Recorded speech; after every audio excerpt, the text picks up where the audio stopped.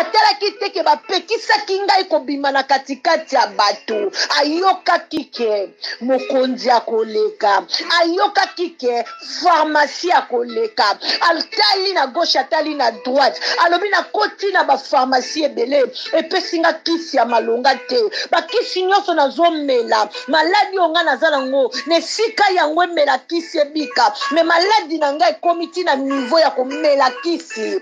Maladi na ngai ezomaîtrize bakisi, maladi na ngai ezopesa bakisi nyonso mokili ezopesa solution te.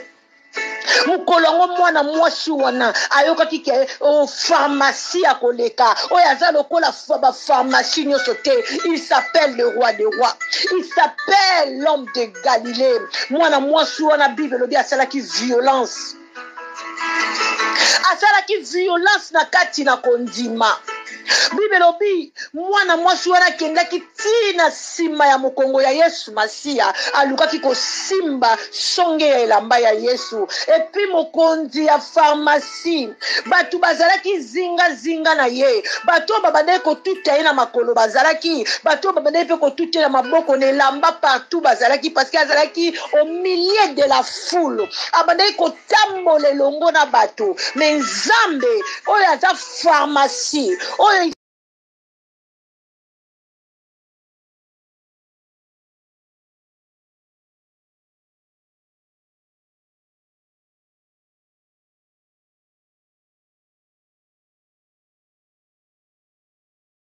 nani atushe ngai.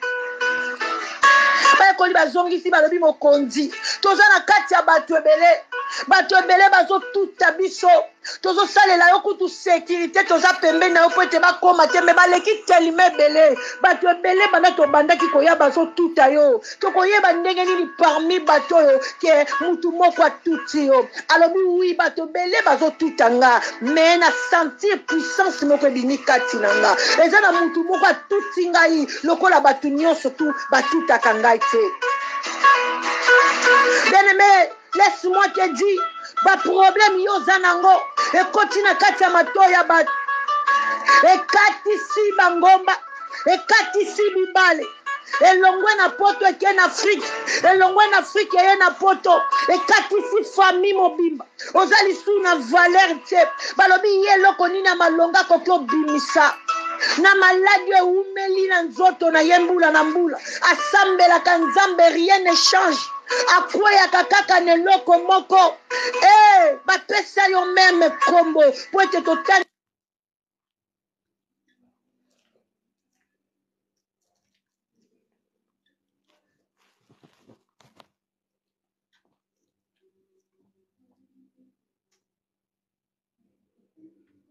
na ba message pas mal ya bandeko ya ba bien-aimé oyo bakomeli ngai. Mama Ana, mama tolo na se ya solo, maloba na Nzambe pamboli biso, me tomoni yango lokola ekatani, esengeli ovanda malamu wana o continuer maloba na Nzambe pour vraiment epamboli biso. Merci na ba encouragement na bino na bandeko nyonso tu oyo boza vraiment sensible na liloba na Nzambe oyo ezokweya na kati ya mitema na bino na mabele malamu ezobota mbuma yango ke ezosala bovanda kimia te, bosala ba compliment pona maloba na Nzambe. Yesu aza pharmacie.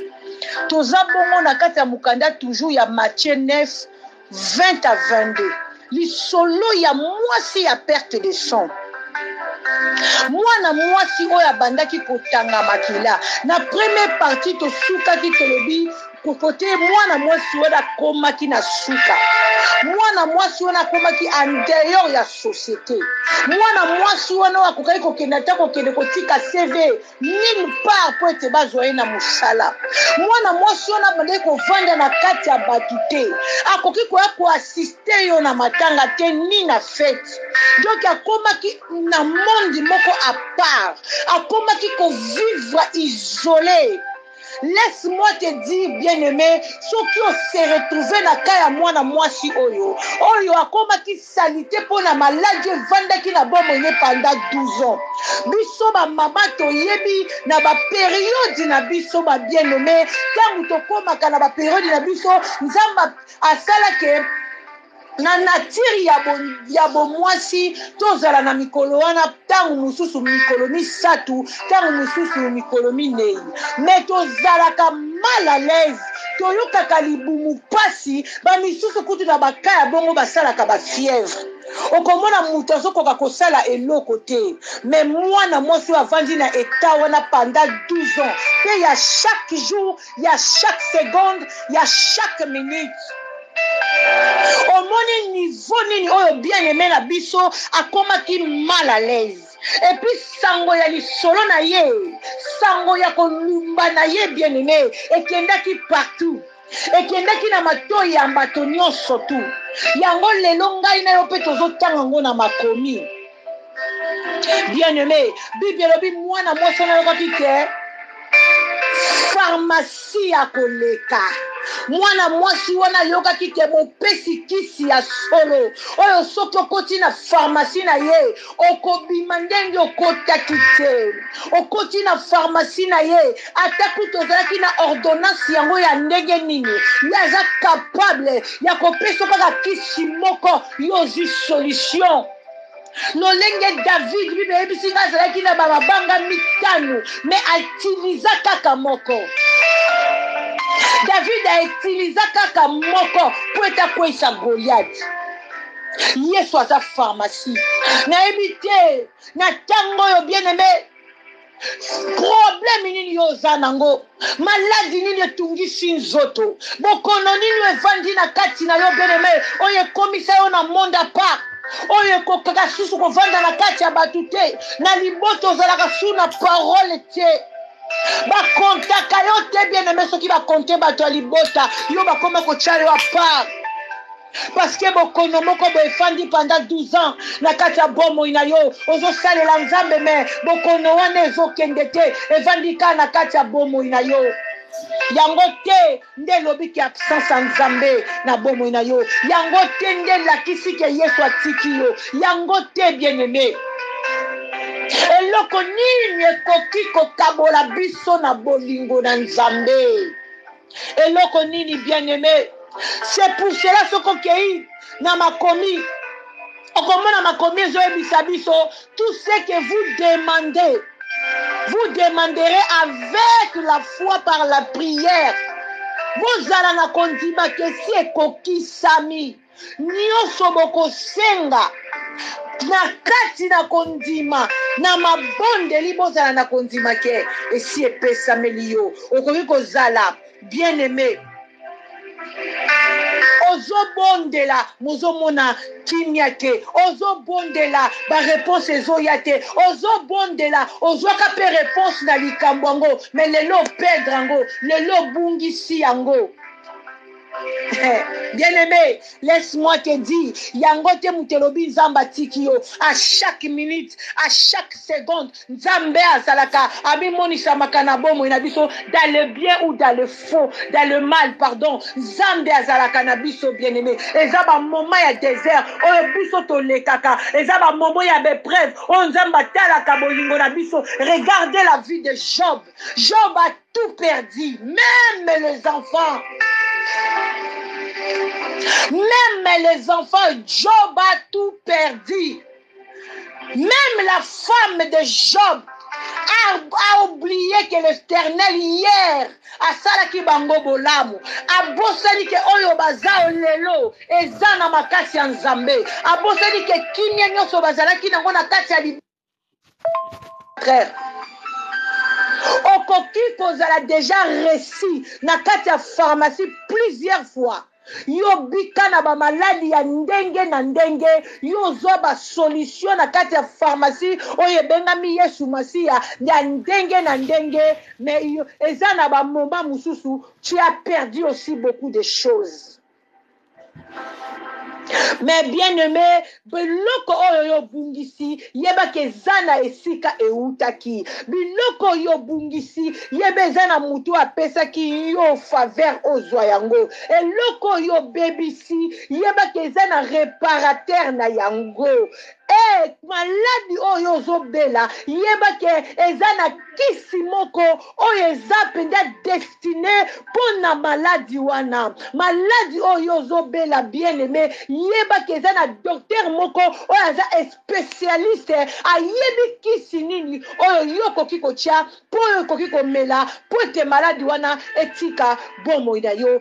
Eza kaka médecin moko, docteur moko, le véritable pharmacien. Il s'appelle Yoshua Yamashia. Il est le roi des rois. Oyo asalaka opération ezanga cicatrice vandisa ye na kati ya bomoi na yo yo kozwa solution. Mwana mwasi wana atikalaki ye moko me nzambe atikaki ye te, atikalaki ye moko me molimo mosantu etikaki ye te. Bien aimé, po ete omona mutu atelema, mutu azwa décision par la foi akende kosimba elamba na Yesu Masiya po ete quelque chose euta na kati na Yesu et guérir maladie na ye. Bien aimé dans le Seigneur, c'est que moi la mwasi wana butu mobimba médita qui azwa qui tenter. La foi vient de ce qu'on attend. La foi vient à ce qu'on attend. Ce qu'on attend vient de la parole de Dieu. Bien aimé, tout médita kamaloba na nzambe. Bien aimé, tout zwakata moko ya kobombana, ya koluka Yesu. Bien aimé, Yesu alukaka ye partout. Tu peux prier partout. Nakatia musala, ozo sala musala ozo bondela. Prière ezaka tefona ganga nde nazo ganga boye. Mais non. Okoki kozwa ba moment mususu ya ba silence, mozo belela nkolo Yesu. Yesu, le véritable pharmacien. Yondo oza na pharmacie ya solo. Oyebi eta na ngai Yesu telle ordonnance na ngai ezosenga kisi oyo aza na kisi nyonso me présente ye ordonnance na yo kendaka koprésente yango epai ya nani? Ordonnance ya maladi na yo oyo ezosenga kisi moko songolo pakala omoni ki otamboli nango partout ozwi solution te. Bien aimé, nalingi nalakisa yo le véritable pharmacien oyo atekaka bakisi ya solo me na mbongo te. Soki ozangi mbongo epai na yo kozwa kisi sa mbongo yo présente ye kaka ordonnance. Présentez kaka ordonnance au médecin apesi yo ke maladi nga nazobela yango yo yeka ko présenter ordonnance wana yaka ko présenter examen wana yo sali yako yebisa yo kisili oyo koki omela pe kisi yo koki kozala déjà na kombo nango ezomona na te oluki yango na ba pharmacie nyonso ezomona na te. Le véritable pharmacie oyo azavandi na lola, le véritable pharmacien oyo yebi nzoto ya moto oyo akela moto yenda yebi solution ya maladi na yo ekozwama na nini na kisi nini epi akopesa yo monde d'emploi ndenge yo kobanda komela kisi wana. Nyonso tu wana bien aimé evandi kaka na maloba na nzambe. Soki oza muto olukaka nzambe te, soki oza muto opriaka te, soki oza muto ojenaka te, po makomi quelque part eyebisi ngai milimo mabe mususu ebimaka kaka na jeûne et prière. Donc ba maladi mususu ebikaka pe kaka na jeûne et prière. Zala muto alosambo po yo mona loboko ya nzambe. Zala mutu se retiraka po yo mona loboko ya nzambe. Zala mutu simbi kondima po yo mona loboko ya nzambe. La foi c'est la clé. La foi nde fongola. Fongola ya passe partout. Oyo koyi ko fungolela yo bikuke nyonso to ekangama. Oyo koki kofungolela yo bikuke nyonso tu ekangama. Oyo koki kozongisela yo d'une manière d'une autre. Oyo monguna botoli to monguna bebisi. Il y a que le vrai pharmacien. Ye kaka nde mutu aza na solution. Alléluia. Alléluia. Par la prière. Ne yoko simba kondima. par la méditation de la parole de Dieu. Ndeyo koyeba ko simba kondima bien-aimé. Simba kondima na yo koleka nyonso. Batela kondima na yo koleka nyonso. Kondima na yo tangwa te bien-aimé pona maladi songolo pakala. Kondima na yo tangwa te pona loko moko boyo baby sito bungisi. Kondima na yo tangwa te po bien-aimé yo komina suka. Maladi na yo bien-aimé kisi ezate. Kondima na yo tangwa te. Il y a encore un pharmacien que je le connais. On a présenté, on a pourquoi na leo. Il s'appelle Yoshua Yamashia. Na pharmacie na ye qui se zangakate. Te bien-aimé ko bungise likate. Te na bungisa likia. Te na bungisa likia. Konzima na ngai etangwana. Konzima na yo etangwa te bien-aimé. Solution ezali na problème na yo. Solution ezali na maladie na yo. Solution ezali bien-aimé à toutes choses, il y a une solution. Il s'appelle Jésus, le véritable pharmacien. Oh, on a pharmacie na ye qui se zangaka te. Mais pharmacie wana est disponible. Tongo midi pourquoi? Depuis rideau ya temple ezalaki déchiré. Jour wana nde tozwaka accès ya kokota tongo midi pourquoi? Mais à condition ozala na clé. À condition ozala na clé kati na yo. Soki yo za clé na clé kati na yo, nde yo kozala na accès ya kokota kuna gratuitement pour retirer kisi gratuitement. Oyo koyeba ko guérir ma blessure na yo. Oyo koyeba ko guérir maladie na yo. Oyo koyeba ko pesa solution na ba problème na yo. Jésus-Christ, il est pharmacien. Il est un véritable pharmacie. Et pas naye qui se zanga kate bien-aimé. Simba kondima. Na ba temps difficile bien-aimé yozo leka. Simba kondima.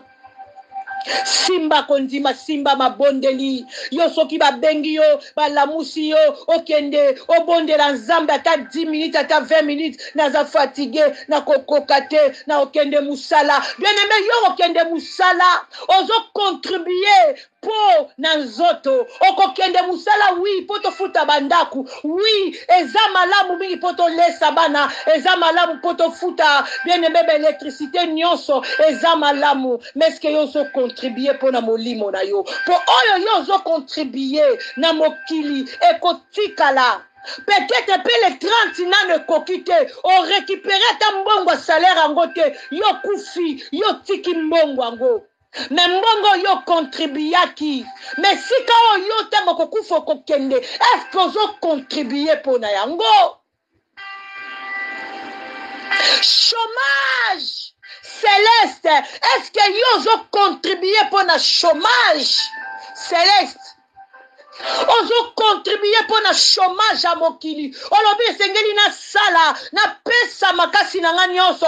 Pour lobi soki na asu na makasi te, je poussani na kovanda na kolia chômage. Qui t'a dit que na ba moment oya kolia from chômage na vino pardon, yo kozala kaka na bomoy. Yango Bible ezozongisa mayele na biso, ezoyebisa biso elobi, ezoyebisa biso chaque chose à son temps. Il y a un temps pour tout. Il y a un temps pour travailler pour le corps. Il y a aussi un temps pour travailler pour Jésus. Si tu contribues, bien-aimé, pour na mokili, pour na chômage, il y a lobby. Oyebi ke lobby age ko poussana, na kozala na posa, il y a chômage wane esunganga. Partagez ma l'air na yo, laisse apé chômage à molimo. Bien-aimé, travaillez pe na chômage céleste. Pour être ceux qui yo koufi lelo, oko kende quelque part wana yo kende. Est-ce que yo zo préparé ango bien-aimé? Oh, Jésus-Christ, à sa pharmacie. Shalom, shalom, que le Seigneur vous bénisse. Na pamboli binonion sur le monde entier. Oyo bozi vraiment libaku ya kolanda mama tolo nase la femme du roi. Zambe apambola bandeko nyonso tu. Yesu azanzambe abongwani te lelo lobi libela na libela akotika la nzambe. Napamboli bandeko nyonso toyo balandaki mateya na biso ya semaine passée ndenge toutaki kosolola tolobi ete Yesu azanzambe, Yesu aza pharmacie. Yesu aza pharmacie abikisaka maladi nyonso kati na ye eza na kisi nyonso oyo mutu akoki koluka to akoki kozwa pona maladi oyo ezo koma nzoto na ye. Tozo continue na thème na biso ya Yesu Masi aza pharmacie. Lelo toza na Matthieu 10. Natangi na mukanda ya Matthieu 10 namoni mission des disciples. Lolenge Yesu atindaki ba 12. Bible ezotalisa nga soko tali na Matthieu 10 à partir à verset 1. Bible ezolobake atindi ba disciple apesi bango nguya ya ko chasser ba démon, apesi bango nguya ya ko bikisa ko purifier ba maladi nyonso, pe apesi bango nguya ya ko bikisa ba infirmité nyonso. Donc Nzambe a latisi bango miracle. Batambolaki mukolo wana ntena Yesu Bible ebiselaki atindaki bango mission. Et puis si on a quitté pena plus loin kaka na 10 wana Matthieu 10 na yeti na verset 8 ayebisi baye kolina lobi allez plutôt vers le brebis perdu de la maison d'Israël, allez prêcher et dites le royaume des cieux est proche. Allez plutôt voir le brebis perdu. Soko mati likolo komona pekisi bango kokende et pas ba païen. Aïsi bango aïsi bango bokende pas ba païen te. N'allez pas vers le païen, mais allez plutôt vers le brebis perdu. Bien-aimé dans le Seigneur, quand on dit vers le brebis perdu, eza batu ebele na se na mokili oyo baza ba brebis perdu, bayokaka liloba ya Nzambe, basalelaka Yesu Masi ya bambaleleki. Yesu asalaka bango bolamu moko na bomoi na bango ba reconnaîtraka ye lokwa mokonzi pe mobikisi, mais lelo babungi nzela. Yesu aza na besoin batu wana nyonso tu, yango atindaki ba 12 mission. Ayebisi bango obokende pa ba païen te, bato oyo bayeka ngai nanu te, bato bayamba ngai te, bato bayebi ngai nanu te, bokende nanu epai ba brebis perdu d'Israël. Bokende koyebisa bango ke bokonzi na Nzambe ekomi pene, bokende koyebisa bango ke Yesu makolo eza na nzela. Yango lelo na ye comme les 12 pour na yebisa bana na Nzambe Jésus-Christ revient bientôt. Jésus-Christ, le véritable pharmacien. Le véritable pharmacien. Oya vanda na bakisi nyonso tu ya bomo ya moto. Oya vanda na ba solution ya ba problème na biso nyonso. Oya yebi source ya vie na biso. Oya yebi nombre ya suki ya moto na biso, bien-aimé dans le Seigneur. Oya mona kabiso na kata molili na se na mai, na kati na zamba. Aza na besoin ya ba brebis perdu. Atindi ba 12 bokende pa ba brebis perdu. Aza na besoin ya ba brebis perdu. Bien-aimé, lève-toi. Yo muto lembaki, yo muto komaki fatigué. Olobi na kosambela lisusu te na lembi. Na eko telemisa mutu moko na lobi telema. Tanga Matthieu 10 à partir à verset 1. Kitati na 10. Okomona ndenge Yesu azoluka yo. Okomona ndenge Yesu atindi ba manda. Okomona ndenge Yesu atindi ba yekoli, atindi ba sali na ye, bakende kolukela ye ba brebis perdu, pote bateya bango ke ye aza koya, aza na posa na bango bazonga na bergerie, azoluka biso mai na miso, alobi biso batoto lembi, biso batoto komi fatigué, tozonga na ndako ya tata. Bien-aimé, Jésus-Christ revient bientôt.